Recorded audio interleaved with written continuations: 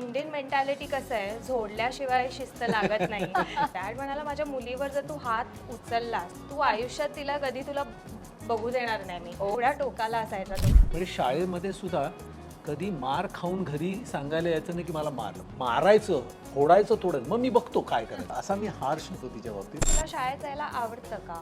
तरच शाळेत जायचं, नाही नाही तर तर काही नको गरज जाऊ. नाही. एकदा तिच्या टीचरला पण म्हटलं होतं थोडा विरंगुळा, थोडंसं टाइमपास होईल तिचा, म्हणून मी तिला शाळेत पाठवतोय. आता लिंबू आणला नाही म्हणून तिला फटका मारला. आता त्या टीचरचं खरं नाही. एज्युकेशन मिनिस्टरला लेटर लिहिलं, एक ट्रस्टीजला लिहिलं, एक प्रिन्सिपलला लिहिलं. How many children do you have? I said I have only one. So what I suggest, go for another one because you're too possessive about your daughter. कुठल्याही हिंदी हिरोईन असू दे, मराठी हिरोईनला ती मात देईल. तर सी.आर. पाटलांची सेक्रेटरी म्हणून तिथे पार्लमेंटमध्ये ते सगळं डेलिगेशन घेऊन ती मोदींना महिन्यातनं 2 वेळा भेटायला. नेमकं दुसऱ्या का तिसऱ्याच दिवशी माझा तो हरवला. अरे वा, आता एक छान फोन घेऊन येतो तिकडून. म्हणजे जे तुम्ही हार्श म्हणता ना, की मला गिल्ट वाटायचं अजून, की अरे तो थोडासा जरी ओरड, मुलगा आणच, बघतोच मी त्याला, असा छळणार आहे. तुला गोळीच घालतील बरं का, त्यांना कळलं वगैरे. आणि मी फुल घाबरून नंतर रिलॅक्स झालं. मग आम्ही नंतर डायरेक्ट